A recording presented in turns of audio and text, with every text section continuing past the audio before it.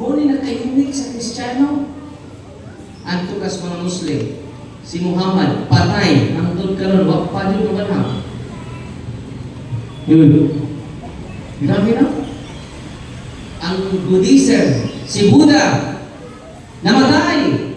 Manawa. Muna itawag crowning truth. Muna nakainig sa simang Katoliko. Kaya atong magtutugod, namatay. Masay sunod? Nabanaw. Nabanaw. Unang tinihapit na mamatay ka, ay mo kagool. Kaya mabanaw ra. Tanaw mo siyang tapat. Masing mauna pa mo. Kaya sa kong angkol, yato kong angkol sa buwan, yato kong angkol ito sa, nagkuyog siya sa akong auntie. Nihumbong akong angkol, kaya akong na akong angkol. Ang akong auntie kaya siya magkasakit. Niwan akong angkol, Padir! Hindi akong asawa, Padir. Mauna pa rin akong katigbag, Padir. Di ba mo kinsa una natigbag? Ang akong angkol, ang akong auntie, buhi pahantod karon. Kaya why dipili ang kamatayon? O 4:20, doon ay makita na ito sa buntag, doon ay makita na ito sa unto. Pero matingala kita sa kabiyon, gihaya ka. Pader, nagkatawa-katawa pa ito kanina buntag. Pagkaunto pa ito ng libak pa ito. Pagkagabi pa ito na tigbak man. Pagkariling mo ron, wako di sakit pa der. Kaya naman, bisan pa ni anak mga kaigsunan, ang atong kaupayan ni ining pagkabanhaw mauni ang crowning truth sa atong pagtuo ng Kristiyano. Mga matay mananan sa itong tapay, ay magkagol, banhaw na sa Ginoo. Ingat, mamatay man ka, banhawon ka. Sa nauna na itong kamatay ay yung palabig ka goon. Musunod ka. Ingat, kung namatay mong papa, namatay mong mama, ay si goon. Musunod ta. Amen? Yung diligtas sama sa mga tao. Manawat ang pagbago. Yan naman, dunay pagkabanhaw.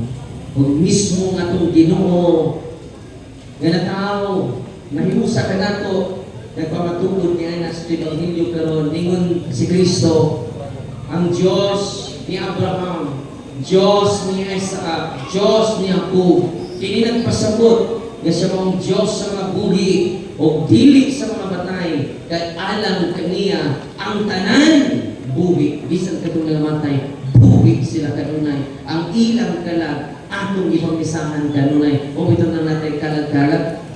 Kaya ang kilag, wa mamatay, wa malubong, apil dito sa cemetery. Yatubang na ito sa ukanan sa Ginoo. Walang kita di ay niya din karon ang ato ng lawas may madugta. Pero ang atong kalag, buhi sa kanunay. Amen? Amen. Muna nga, dapat kita man yan din karon. Muna tayo katikisyon ka kanina. Yan naman, ang ato din kalag, dunay duha ka property. Itawag sa lower faculties and higher faculties. Masa tayo na? Lower faculties. Higher faculties and lower faculties.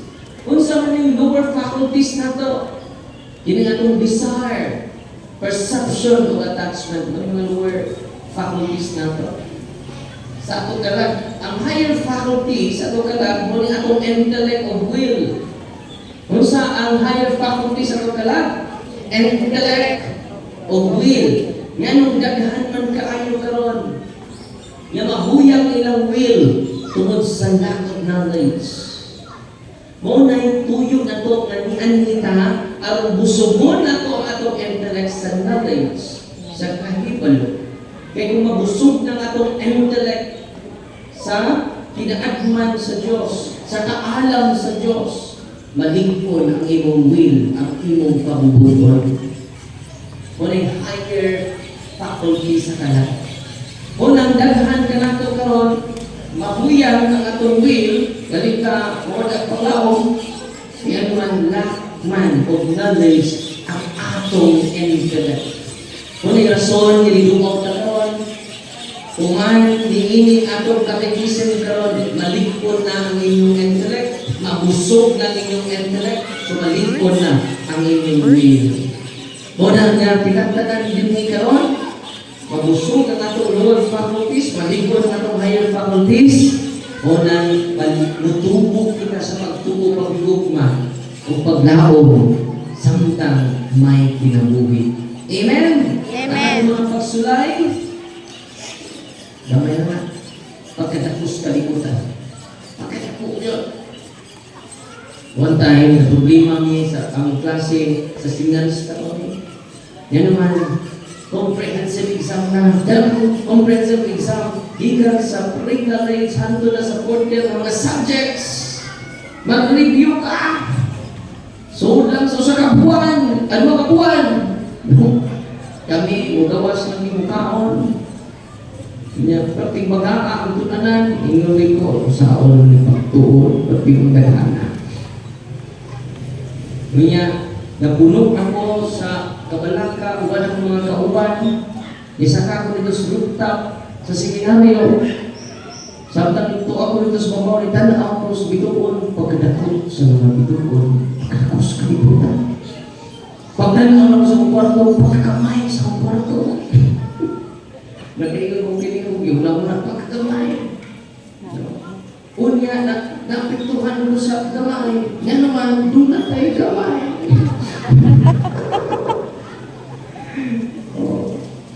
Yung atong pagkatao, dili perfect, dili himpit. Maangkon mga dili tayo himpit. At ikaw ako, ano na yung kakulangan. Maangkon mo na, ikaw may kulang, ako po may kulang. Dahil po kitang tanan, kulang. Correct, isa na ikaw ay.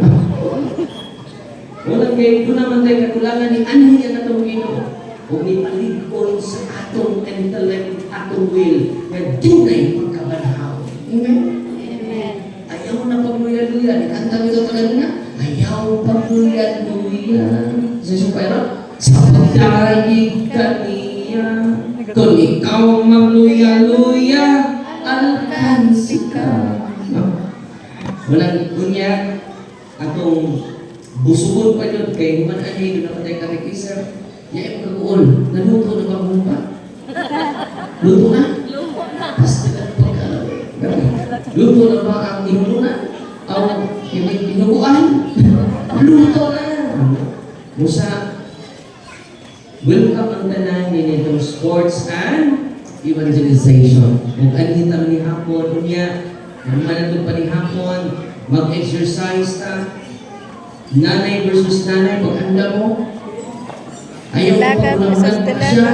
Ang importante, hindi lang siya. Ang importante nga, pahinton mo ko niya. Di ka rin dagan po, bahala mo tayo sa mula. Ang mudao ko niya, katong naghagsingot. Wala akong nagsikot. Amen! Excited mo niya? Tinood! Atong pagpakan ng tananin niya rin ito ron. Atong pagpakan ng itong barangay officials. Atong pagpakan ng itong chapel officials. Apil ang nag-ihaw sa itong mga sipin. Hindi na ito masipin na itong ihaw. Pero ito naman sa itong masipin. Kasi siya na mong ipag-surrender na sa mga albularyo na surrender ko sa office. Muna naman mo kanila o sipin. Pinasipin na, masip tuong baboy na. Nagkaroon, kung sa isulti sa ito simbahan, a faith already present in the New Testament and preached as an essential part of the Paschal mystery from the beginning. So, kung di pati mo ginawanaw si Kristo, anong nagpakamatay na ng mga apostoles? Anong nagdasod na ng mga apostoles? Kaya nakita nila na si Kristo namatay o nakita nila na si Kristo na banhaw. Kitang-tanan niya ni Aliming karon, di na anglay magpanulay, luya-luya. Amen! Amen. Gutom na mo? Wala Gusto pa. ko gani. Ipaningon mo no. Paningot. Mas ayaw dito radyon. Ningon si Saint Athanasius of Alexandria. Ningon siya. Nindot kaya niyang gisulti. By His death, sa kamatayon ni Kristo, death has been destroyed. Isa to? By His death, death has been destroyed. Napildi na ni Kristo ang kamatayon. Pagpakan na to si Kristo. Si Kristo namatay, napildi niya. Ano sa napildi niya? Sa dihang na banhawang atong Ginoo. Wow! Si Muhammad namatay. Ito ba? Sa banhawang? Wala. Wow! Dili basta-basta ang atong gitubuan karon. By His death, death has been destroyed. And by His resurrection, life has been restored. Isa to? Life. Diha sa iyang pagkabanhaw, ang atong kinabuhi na restored. Isa restored? Kabanhaw. Isa restored? Tapi man? Nabalik? Nabalik. Nagulik? Nauli. Oo. Muna nga, kita ka niya din karon, magulang mo naman yan ni Papa, tuloy ako nang ihanap si Papa, nato sa Ginoo. Yan naman ang mga ikan, naghakat sa itong paglaman. Tiguwa pa ang banhaw si Kristo, kawag, matod pa San Pablo, kawag ang inyong pagsimba, kawag ang inyong pag-admin sa sports and evangelization, kawag ang inyong pagtuo nga sa Ginoo. Pero si Kristo naman human, dili kawang natong pagsangyaw, dili kawang natong pagbinutan, dili kawang natong sakripisyo, karon ako na mga igsoon. Apil tong naging baboy, dili kawang inyong pag-ihaw sa baboy. Apil tong naghiwak sa tamas, na nakapil ang ilang tudlok, dili kawang. Ay mo kagulan ninyong tudlok na nahiwak. Di ba bandaw na pag-usap? Ilisan kita sa Ginoo. Kung saan may ilis? Hindi ako itubag si St. Augustine. Mga church fathers niya. Ningon si St. Augustine, dito kanya gisulti. The body which now dies shall rise again, but change into something better. Kasi pasabot ini. Ang atong lawas kay ilisan, o ang ilis na lawas, immortal. Kung sa lawas kaya ang ilis? Immortal. Immortal. Lawas na wag na'y kamatayan. Not only immortal, but glorified body. Dili na gaway kamatayon, mahimayaon pa na lawas. Wow! No?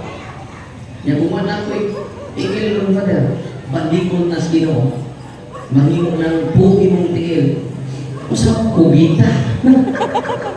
Kita din ang sobraan mo. I-restore lang niya, duhay kong tigil, i-restore niya. Mahimo ng immortal ang practice o lawas o ang tibuot na itong lawas. O, hindi lang immortal, glorified pa, mahimayaon pa. So sa may kinaiyan ng mahimayaon, yung itong glorified body ni Kristo, lingon siya. Mato ko sa Amerika, dinamo mo, sa tayo ko, Cebu Pacific. Wala yung ticket, abot na ganito.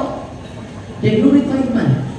Now, kung mo na kahong sa atong lawas na ihatag sa Ginoo nato.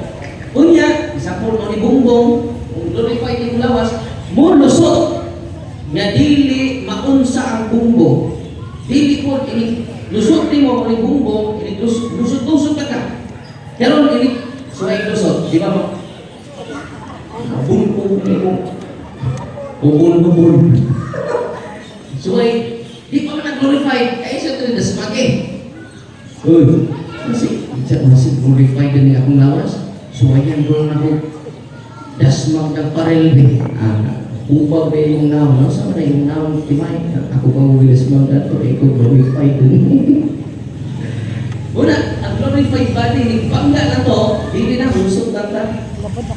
Unya, spiritual reality. spirit na pure spirit at Ang perfect. ganda ha. Kung mo na gisamad sa Ginoo nato. Unya atong kinaadman mahisama na sa Ginoo. Di na limited. Infinite na ang wisdom na because we share Doon makapicture ka bata. God. And yes, infinitely. Sa iyang why tinutubag muna ang makadasig na itong tanan karon. Amen? Amen. Wala na kung sa may mong problema karon, kung sa may mong kalisod karon, kung sa may mga challenges karon, padayon lang.